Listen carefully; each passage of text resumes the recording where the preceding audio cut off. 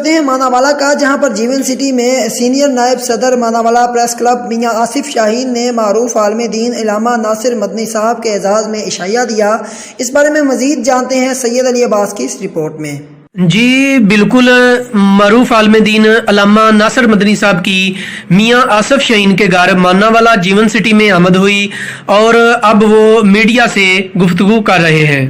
اور خاص کر کے میں آج یہ ایک مسئلہ ضرور آپ کو کہوں گا کہ آپ اس کو ہائلائٹ کریں کہ ایک آدمی کا 300 یونٹ کا بل آتا ہے، وہ یہ کیسی پالیسی بنا دی ہے وابڈا نے کہ 300 سے اگر 2 یونٹ بھی اوپر ہو گئے تو اس کا ریٹ ڈبل ہو جائے گا۔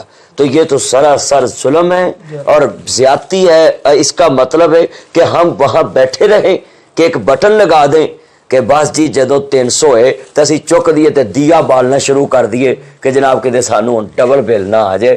اے تے اللہ معاف کرے، بہت بڑا وامنا ظلم ہے۔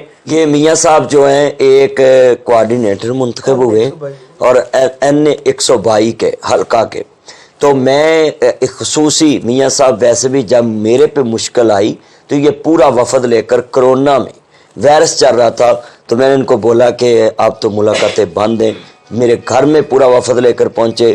خصوصی آج میں ان کا شکریہ بھی ادا کرنے آیا ہوں پورے ماناوالے پریس کلب کا، اور خاص کر کے اپنے یہ سارے دوستوں کا اور شہین صاحب کا۔ علامہ ناصر مدنی صاحب کی گفتگو آپ نے سنی۔ میاں آصف شاہین صاحب نے